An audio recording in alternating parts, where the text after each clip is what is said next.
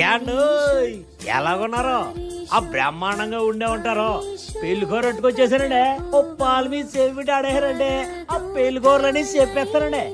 ఆయ్ మన సింహం వారు పెండ్లు పిలుపండి. కీర్తిశేషులు రెవరెండ్ సింహం దీనశేఖర్ గారు, పాస్టరమ్మ గారు సింహం ఎస్తేరమ్మ గారుల ఏకైక పుత్రుడు జ్ఞాన జయప్రకాష్ పెళ్ళండి. మంచి మనసున్నాడు, సోగసైనడును. జ్ఞాన జయప్రకాష్ ని పెళ్లి చేసుకోబోయే ఆ సక్కని సొక్క ఎవరంటారా? మన అనంతపురం జిల్లా వాల్మీకి నగర వాస్తవ్యులు శ్రీ నారదర్ జఫన్య గారు, శ్రీమతి ఉమాదేవి గారు లేరు. అందరినీ ఆప్యాయంగా పలకరించేస్తుంటారు. వాళ్ళ ఒక్కగానొక్క కూతురు శ్వేత పెళ్ళండి. కుటుంబ విలువలు తెలిసిన మంచి అమ్మాయి. ఎప్పుడు సిరుడవులు చిందించే గడుచు పిల్లండి.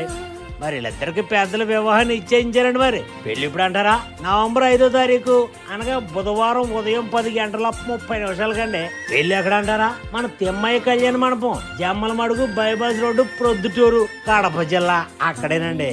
అంగరంగ వైభవంగా జరగబోతుందండి. మరి భోజనాలు ఎక్కడంటారా? ఆ మాటకే వచ్చేస్తున్నానండి.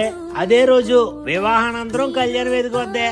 ఎవడు చెప్పడం మర్చిపోయాను, గుంతకల్లులో 8వ తారీఖు పెళ్లి కూతురు ఇంటి వద్ద రిసెప్షన్ ఉందండి. మరి అదే విధంగా 10వ తారీఖేమో హైదరాబాద్ లో రిసెప్షన్ ఉందండి. అడోయ్ మరి మీరు వచ్చారంటే నవగాయ పిండి వంటలు 4 కూరలతో ప్రేమాప్యంగా మనసారా వడ్డించేస్తారండి. మర్చిపోకండి.